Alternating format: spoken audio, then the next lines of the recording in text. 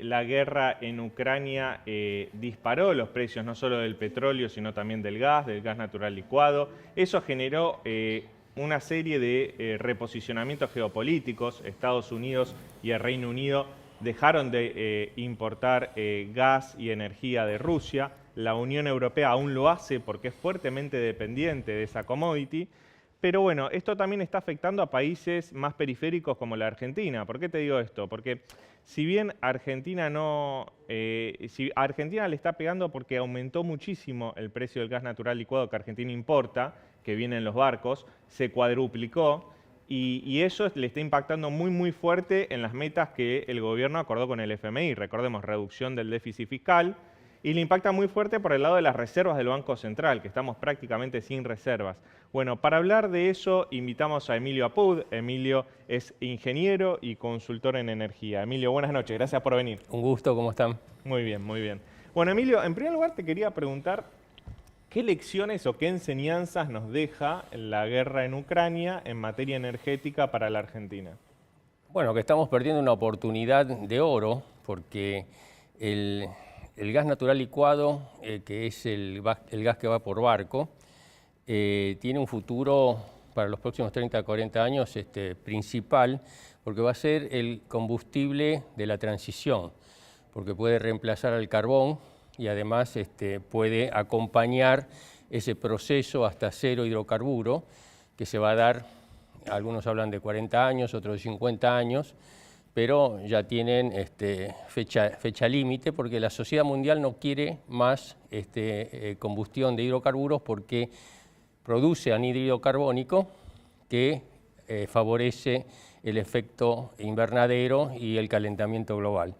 Entonces, ahora el tema es que nosotros podríamos estar exportando si hubiéramos hecho bien las cosas. Como hace Qatar y Estados Unidos, por ejemplo. Claro, Qatar tiene la ventaja que tiene el gas que sale solo, ¿no? Tiene unos yacimientos espectaculares. Estados Unidos desarrolló lo que estamos desarrollando nosotros, que es el shale gas y el shale oil. Tienen formaciones geológicas con petróleo, que se llaman roca madre, el Permian, Eagle Ford, etcétera, que nuestra vaca muerta es de mejor calidad todavía y en los más de 10 años que tiene la industria petrolera trabajando en perfeccionar lo que es el shale, estamos en el mismo nivel técnico competitivo que en Estados Unidos. O sea, que sacar el gas de vaca muerta ya sabemos cómo y a precios razonables. Los precios razonables hoy pueden estar abajo de los $3. Se está vendiendo a 50, ¿sí? Entonces estamos perdiendo una gran oportunidad. No solamente la estamos perdiendo, sino que nos está complicando la vida, por lo que dijiste antes, de que el precio de lo que importamos se había multiplicado por 3 antes de la invasión de Rusia a Ucrania. Después de la invasión hay que multiplicar por 6 casi. Si el año pasado estábamos importando a un $8,5 y eran más de 1.500 millones de dólares, bueno, este año la cuenta no va a bajar de los 5 o 6.000 millones de dólares de gas. Si a eso le agregás el gasoil que también se está importando por unos 2.000 millones de dólares más, no vamos a tener los dólares para pagar eso. Y ahora, Emilio, explicarle a la audiencia que no es especializada por qué tenemos que importar ese gas si tenemos vaca muerta y está produciendo vaca muerta. Sí, el problema es la infraestructura. En vaca muerta se podría producir más, se podría abastecer el pico porque nuestra demanda es muy estacional. En los 4 meses de invierno es casi un 30% mayor que el promedio de todo el año. Entonces, en esos 4 meses no está la infraestructura para cubrir ese pico, entonces se cubre con importación, que antes era una decisión. Durante el gobierno de Macri se decidió que era más económico importar, porque estaba a $5, $6, $7, que hacer un caño que se iba a usar 4 meses al año solamente, ¿sí? Es difícil hacer una inversión en una infraestructura que se va a usar una tercera parte del tiempo. Pero ahora con estos precios y si se hiciera una planta de licuefacción para los meses que no son de pico, entonces se podría aumentar la producción. Pero para aumentar la producción es necesario más inversión. Y en estos momentos son bastante cuidadosos los inversores para invertir en la Argentina, ¿no? Porque están dependiendo de la voluntad de un funcionario, no de los precios de mercado. En estos momentos hay un acuerdo con el Plan Gas que el Estado dice, vos producís, yo te voy a pagar $4.70 el millón de BTU o la unidad, y créeme que te lo voy a pagar. Pero lo que pasa es que la demanda, los usuarios, de esos 4,70 pagamos 1,80 y el resto lo paga el Estado. Y en la medida que no se ajusten las tarifas, ese 1,80 va a ir bajando y va a ser mayor. Y llega un momento que uno empieza a decir, bueno, vamos a invertir lo justo, porque si se manca el Estado y no me paga, ¿no? Me fundo. O le tengo que explicar a mi casa matriz dónde he puesto el dinero. Entonces, en definitiva, perdón. No, sí. Y respecto a la gestión, ¿no? del precio, que el gobierno decidió el año anterior esperar a que baje el precio, ¿pensás que es una mala decisión? ¿Cómo generalmente se maneja, ¿no? en materia de organización? Porque el gobierno decidió esperar que baje el precio y bueno, se encontró con esto que no lo esperaba quizás. Sí. Es cierto, el precio no había indicios de que fuera a bajar, ¿no? Iba a quedar en 27, 28 dólares. Ahora, si lo conseguimos a 33, es bueno. Pero el problema es que la alternativa es no tenerlo. No es que podemos decir, bueno, voy a esperar y lo compro y vienen. No, porque la demanda es tan grande que puede ser que falten barcos, ¿no? Que sean absorbidos por Europa, que Europa en este momento se ha dado cuenta que estratégicamente buscó la cómoda, ¿no? Decir, bueno, que Rusia me mande y se acabó el problema. Ahora se dan cuenta que dependen, ¿no? En un 40% de que Putin cierre los grifos, ¿no? Nunca lo va a hacer porque se funde Putin, ¿no? Porque no sé si saben que creo que es el 40% del PBI de los ingresos que tiene Rusia vienen de Europa. Sí, cerrar el grifo, Vladimir Putin lo usa como una herramienta de depresión en la mesa de negociación, pero no lo hace. No lo hace de ninguna manera, pero en Europa y sobre todo los alemanes tienen casi el 30% de todo el consumo en Europa que viene de Rusia. Van a tratar de ir disminuyendo esa dependencia de Rusia y entonces, ¿qué pueden hacer? Bueno, lamentablemente van a ir con medidas no ambientalistas porque las tienen a mano, que es volver a las usinas que queman carbón. El carbón emite el doble de anhídrido carbónico que el gas, o sea que en estos momentos el país que más emite, paradójicamente, ¿no? Porque Alemania parece con toda la renovable que hizo y sacó la nuclear, que es un error, sacó las carboneras, etcétera, es el país que más anhídrido carbónico está emitiendo. Entonces tienen sí o sí ir al gas. Y están empezando a hacer las facilidades, o sea, las terminales para donde llegan los barcos con gas natural licuado, se regasifica y se inyecta a la red. Entonces, yo creo que tenemos que aprovechar, con este gobierno va a ser muy difícil porque las condiciones que se ponen no son atractivas para las inversiones, pero el próximo gobierno ya tendría que estar pensando en un megaproyecto para entrar a ser competitivos en el mercado internacional del gas natural licuado, que va a tener siempre precios atractivos, precios altos. No es lo mismo antes que llegaba 6 dólares, 7 dólares y nosotros no llegábamos nunca porque llega a 7 dólares, pero hay que después descontarle la regasificación, el transporte, la licuefacción, todo eso en el yacimiento no te cerraban las cuentas. Ahora sí, entonces yo creo que es una oportunidad grande. Además, hay que pensar que si no lo hacemos antes del año 30 más o menos, quedamos afuera. Claro. ¿Por qué? Porque todo el mundo se está queriendo posicionar con el gas en este periodo de transición que les digo que son 30, 40 años, ¿sí? Y si pasa eso... Por lo que me estás diciendo, la decisión del gobierno anterior de no hacer un gasoducto, si bien en ese entonces se justificaba por el precio fluctúa, puede subir, puede bajar, no fue una decisión estratégica por lo que terminó pasando. No, pero el gobierno anterior llegó a licitar el gasoducto. y hubo 3 oferentes, en uno estaba asociado YPF, que es una empresa privada, y a toda empresa privada, inversión privada. Este que quieren hacer ahora, vamos a hacer nosotros, es el Estado el que lo va a hacer, con todos los riesgos que significa. ¿Y cuánto dinero de inversión necesitamos para un gasoducto que venga de Vaca Muerta? En la primera etapa son más o menos 900 millones de dólares, después hay que agregarle otros 800, yo creo que va a cerrar más o menos en 2.000 millones de dólares, ¿sí? Que si uno piensa lo que se ahorra por lo que viene, es atractivo. Claro. Pero no sé por qué anularon la otra licitación, ¿no? Porque la otra licitación ya estaría en marcha la construcción y a lo mejor en este invierno, en el invierno que viene, podríamos bajar la importación, ¿no? Pero Emilio, y ahora de cara más, quizás a lo más cercano, ¿no? Al invierno, ¿de qué estamos más cerca? ¿De un desabastecimiento o de pagar precios exorbitantes? Pagar precios exorbitantes no vamos a poder porque no tenemos el dinero. Y yo creo que, aunque lo tuviéramos, lo tienen que destinar a otras cosas, ¿no? Porque si hay pocas divisas, no podés parar la industria. Porque la industria necesita permisos para importar y si no te dan los dólares oficiales no podés trabajar en el blue, ¿no? Entonces yo creo que va a haber faltante de gas. Pero decís no podemos parar la industria por la actividad económica. Entonces, ¿qué estás insinuando? ¿Que puede haber cortes residenciales? No. Yo digo, no se puede parar la industria. No por la falta del combustible, sino por la falta de insumos importados, ¿sí? Sí. Ahora viene lo que decís vos.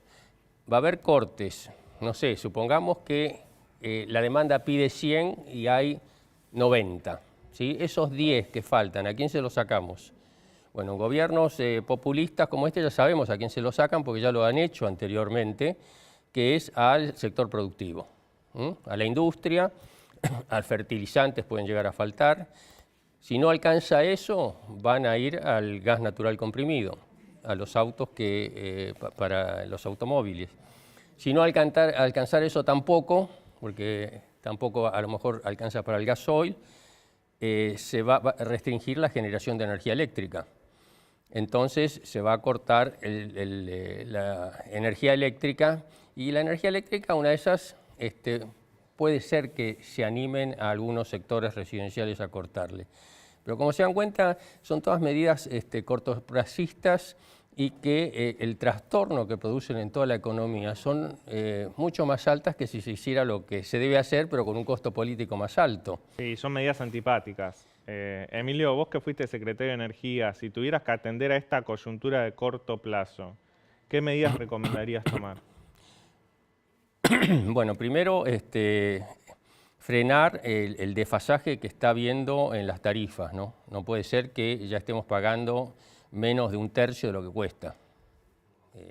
El resto va al colapso, como fue en los 3 gobiernos anteriores kirchneristas, que se llevó a esos cortes salvajes y falta de todo, falta de inversiones. Entonces yo creo que habría que sincerar la situación y explicarle a la gente que no es negocio estar pagando tan poco la energía. Porque en última instancia todo el negocio energético, gas, electricidad, petróleo, vive del mercado local. Y si en el gas pagás el 30% y el resto depende de un funcionario. En la electricidad pagás un 30%, depende de un funcionario el resto. Y en el petróleo, que los combustibles son libres por ley, no son regulados, son libres, usan de una forma media tramposa a YPF como ente regulador, ¿no? Porque YPF se planta sobre un precio y ninguna de la competencia va a ir a subir arriba de YPF porque sale del mercado, el share se desaparece, ¿no?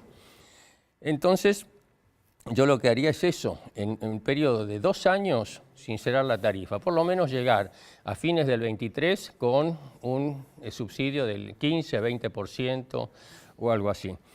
Acá han intentado algo, pero mucho palabrerío, y que fue el tema de la segmentación, por ejemplo, ¿no? Pero eso fue antes de que aumentara tanto la importación y también hay un compromiso con el Fondo Monetario. Ustedes saben que el déficit fiscal este año no tendría que superar 2.5 del PBI. ¿Con estos precios del gas vos crees que es posible cumplir con eso? No, para nada. Con la segmentación que proponían, solamente el subsidio energético eran 2.8 del PBI, o sea, solamente el subsidio energético superaba en 0,3 a el límite que había puesto el Fondo Monetario para el déficit fiscal. O sea que de eso hay que olvidarse. Pero además esa forma de segmentación yo pienso en muchos casos injusta. Una es para la tribuna, decir, bueno, acá al 5% de los ricos les vamos a dar con todo para que paguen todo, ¿viste? Como si fuera gente de otro planeta, ¿no? Pero no se dan cuenta que que pague el 100% de la energía, ese 10% de la población del AMBA, ¿sí? Son 220 millones de dólares que se ahorra el Estado de subsidio. La cuenta son 15.000 millones, no es nada. Coincide. Y lo mismo pasa después con los otros segmentos, ¿no? Hay uno que es el 20% del coeficiente de evaluación del salario, no sé cómo es, y el otro el 40%. Todo eso, como les dije, supera solamente la energía el límite que se había establecido para el déficit fiscal. Y entonces el tema es, yo lo que haría es sí analizar con una lupa y con mucho cuidado quién es el segmento de la población que por sus escasos recursos no puede pagar la tarifa plena. Y a ese segmento, que puede llegar a ser un 20% de la población, le haría un subsidio, ¿no? O sea, que pague solamente, qué sé yo, un 20, un 15 o lo que sea, pero un subsidio a él, no a las empresas. No a las empresas. Un vale, ¿no?, para tantos kilovatios hora. Y el resto tienen que pagar todos. Tienen que pagar todo, no de entrada porque puede ser un poco traumático. El desfasaje, claro. Traumático, pero en 2 años, como decía, ¿no? Para mí son 100% este año y 100% el año que viene, más la inflación. Entonces uno dice, 100%, qué barbaridad. No sé si ustedes se acuerdan cuánto pagan de electricidad. Bueno, más o menos deben pagar 1.000 pesos por mes, una cosa así. Si yo le digo que este año van a tener que pagar el doble, son 1.000 pesos más. Bueno, vayan una vez menos al cine y compren una pizza menos y se acabó el problema. No es una cuestión de vida o muerte. Es una batalla cultural difícil de dar porque el gobierno anterior lo implementó y en un momento el radicalismo y la coalición cívica se pusieron en contra de esa medida. Así es. Así es, es un error que yo creo que la gente lo está empezando a entender. Y lo va a entender más en la medida que le falte la energía. Cuando vayas a prender la hornalla y no funcione, o tengas frío, o no puedas prender la computadora porque te falta la electricidad, ahí vas a decir, pago cualquier cosa para tener electricidad y tener gas, ¿sí? Además, hasta el año 2003, que vino Néstor Kirchner y se le dio por congelar, no había subsidios. La energía, todos pagábamos el 100% de lo que costaba, el costo económico, no un costo que lo fija un funcionario. Encima funcionarios que vienen con criterios políticos, como es ahora. Con la crisis que hay en estos momentos de abastecimiento y de funcionamiento del sector, que se estén peleando dentro del gobierno, el secretario con el ministro, el subsecretario, el presidente o el interventor del Enargas, me parece que es una cosa completamente injusta y que tendría que frenar, ¿no? Emilio, última pregunta. La política energética en un país como Argentina, más allá de garantizar la provisión de energía a hogares, industrias, que es la función fundamental, tiene también que tener en cuenta su impacto medioambiental, fiscal y las vulnerabilidades geopolíticas. Sí, absolutamente. El tema ambiental está muy implícito en el tema energético. Una forma de mejorar el impacto ambiental de lo energético es usarlo racionalmente. Para usarlo racionalmente hay 2 factores. Uno, la conciencia por el medio ambiente y otra, el bolsillo. Claro. La conciencia del medio ambiente acá es de la boca para afuera, no hay conciencia ambiental en serio. Y bueno, la parte del bolsillo es derroche, ¿no? En nuestro país el consumo residencial por habitante, por usuario residencial, es el más elevado de la región. O sea que consumimos más por persona acá que en Uruguay o que en Bolivia, ¿Por qué? Porque allá vale casi el doble o el triple. Entonces llega el momento y dice, no, che, está prendida la luz, apagala porque sabe, ¿no?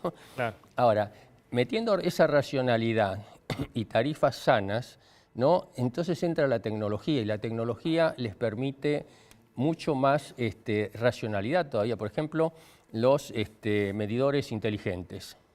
Los medidores inteligentes son aparatos que te van diciendo cuánto cuesta el kilovatio hora según la hora del día.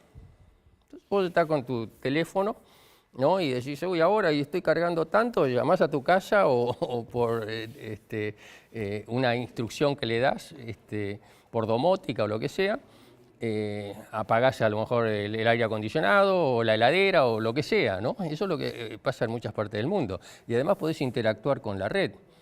Si vos tenés crédito, el mejor negocio que pasa en todas partes del mundo es comprar paneles solares. Los pones arriba del techo, cuando te vas lo metés para la red y esa diferencia te reduce muchísimo el consumo y con energía renovable. O sea, hay mucho para hacer, pero hay que dejar que un poco las reglas del mercado y los precios internacionales hay que tenerlos en cuenta más que la voluntad que tienen muchos políticos, ¿no? Que buscan la sonrisa fácil de la gente en el corto plazo, pero sin explicarles cuáles son las consecuencias, ¿no? Clarísimo. Muchas gracias por venir, Emilio, al programa. Un gusto, cuando quieran.